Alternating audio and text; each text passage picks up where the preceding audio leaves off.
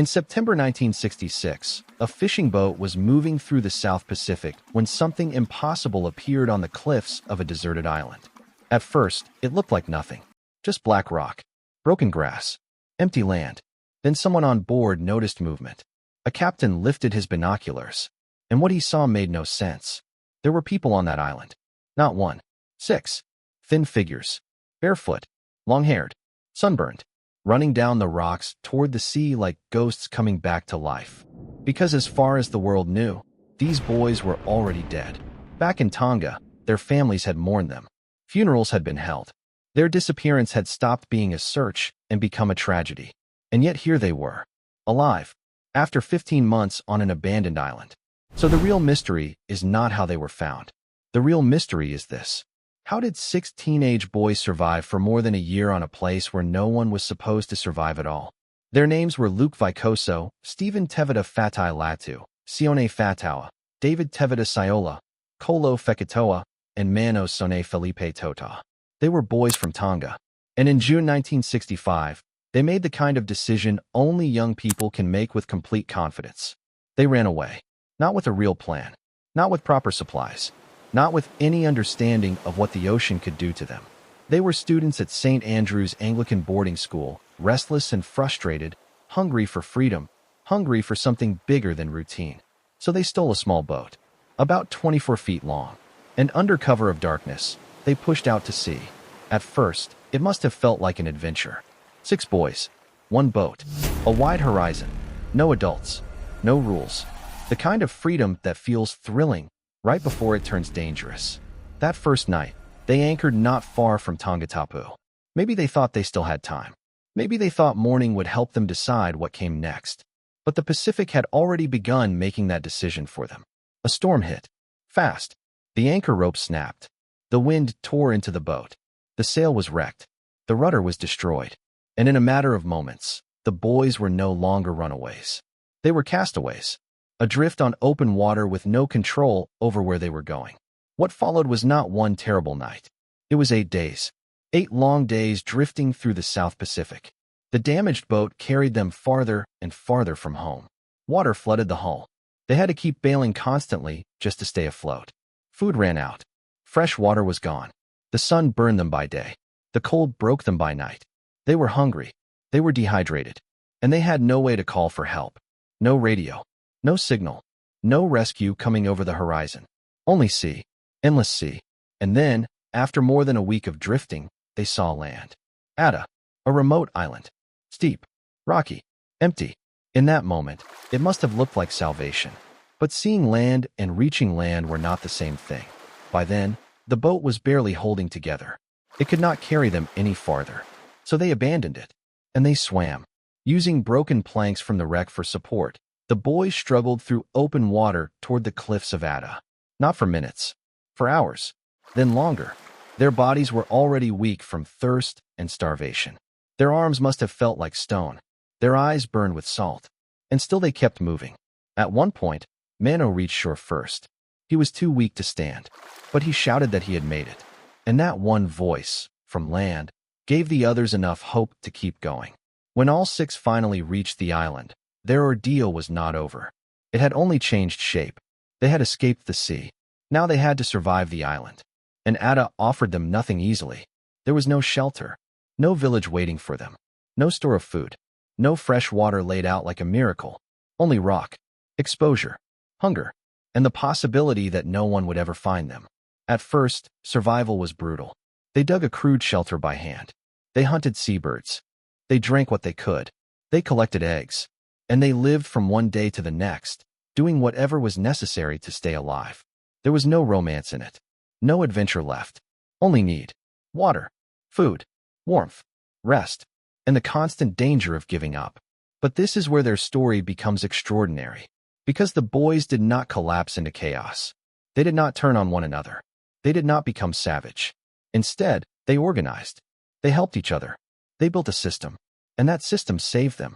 After about 3 months, they discovered something that changed everything. Inside the island's volcanic crater were the ruins of an old settlement, Colomale. The climb to reach it took 2 exhausting days. But once they got there, They found proof that human life had once existed on Ada, and that meant human life might exist there again. The ruins did not give them comfort, but they gave them possibility. There were feral chickens, wild taro, bananas, places where rainwater could be collected. For the first time, the island stopped being only an enemy. Now it became something they could learn, something they could work with, something they could survive. The boys revived what remained of that abandoned place. They collected rainwater in hollowed tree trunks. They managed food sources. They created routines. And little by little, survival became something more stable.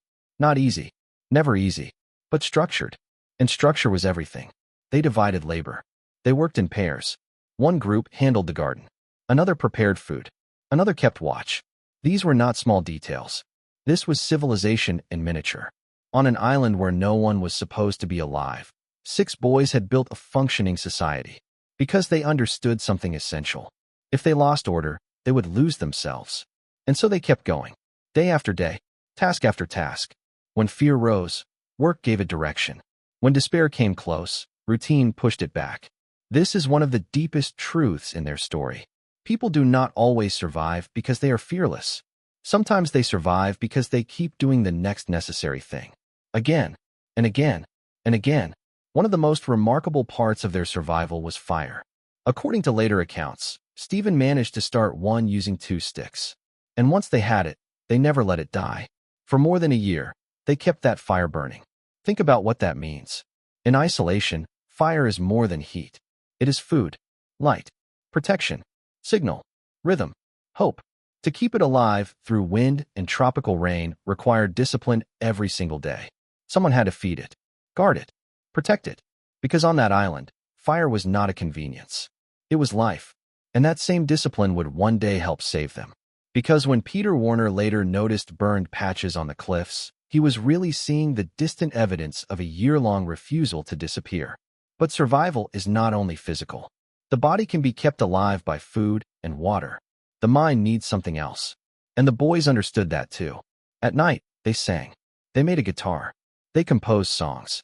And in a place where everything else had been taken away, they protected the part of themselves that was still human. That detail matters. Because it tells us they were not just surviving. They were resisting emptiness. They were holding on to memory, home, family, identity. The island had taken away comfort. It had not taken away who they were. At one point, the boys tried to escape. They built a raft and pushed out to sea. That decision made sense. Even if they had created a working life on Ada, no one wanted to stay there forever. Home still lived in their minds. But the raft broke apart about a mile offshore, and they were forced back. At the time, it must have felt like failure. A cruel one. But later they realized something chilling. They believed they were near Samoa and had tried sailing south. In reality, that mistake might have sent them deeper into open ocean. If the raft had worked, it may have killed them all. So even their failure may have saved their lives. That is one of the strangest truths in this story. The island that trapped them also protected them. Back in Tonga, meanwhile, another story was unfolding. A quieter one. A more painful one. The families knew nothing of the fire, the songs, or the garden in the crater. They knew only that their sons had vanished at sea. Days became weeks. Weeks became months. Hope shrank. And eventually, grief took its place. The boys were believed dead. Funerals were held. Their names became memories. And then, on September 11th, 1966, everything changed. An Australian fishing boat called Just David passed near Ada. Its captain was Peter Warner. He noticed something unusual on the cliffs. Burned grass. A small sign. Easy to miss. Easy to ignore. But he looked closer. And through his binoculars, he saw them. The boys saw the boat too. And they ran to the shoreline. Then they did something extraordinary. They swam out toward it. Imagine that moment. After everything the sea had done to them, they entered the water again. Not to escape death this time, but to return to life. At first, the crew was cautious. 6 half-naked, wild-looking figures rushing from a deserted island did not immediately look like a miracle. They looked like a mystery, possibly even a threat. So the boys had to make themselves understood. Stephen spoke in English. He explained who they were, where they were from, how long they had been stranded. Peter Warner listened. Still unsure, he radioed Tonga and gave the boys names. Then came the reply, a reply that captured the full weight of the moment. These boys had already been given up for dead. Funerals had been held. If it was really them, then this was a miracle. And it was. When the boys were finally brought home, people were stunned. Not just because they were alive, but because they were healthy. That detail is astonishing. Healthy. After 15 months on an uninhabited island, they were not broken beyond recovery. They had endured. Because they had cooperated. Because they had stayed disciplined. Because they had refused to let fear become their system. Their return to Tonga was emotional beyond words. Families who had buried them in their hearts now saw them again with their own eyes. A loss had become a resurrection. But even then, reality had one more twist waiting. The boys had stolen the boat. And so, after surviving 15 months on a deserted island, they were arrested when the owner pressed charges. It sounds absurd, but history often is. Peter Warner stepped in. He arranged for their story to be filmed, used the money to compensate the boat's owner, and helped get the charges dropped. Later, he even gave the boys work. The man who found them did not simply rescue them. He helped carry them back into ordinary life. And that may have been its own kind of salvation. Today, the story of the Tongan castaways continues to fascinate people for one reason above all. It challenges what many think they know about human nature. We are used to stories where isolation produces cruelty, where fear creates violence, where young boys without authority become monsters. But that is not what happened on Ada. These boys shared food, shared labor, kept a fire alive, sang together, worked in pairs, protected one another, and built order in the middle of hardship. Their story is not proof that suffering is beautiful. It isn't. Their ordeal was brutal. They were hungry, thirsty, exhausted, and alone for 15 months. But their survival reveals something powerful. When the world fell away, they did not fall away with it. They built structure. They built meaning. They built each other. And that may be the most extraordinary part of all. Because in the end, this is not only a survival story. It is a story about what remains when everything else is stripped away. Not just fear, not just pain, but discipline, brotherhood,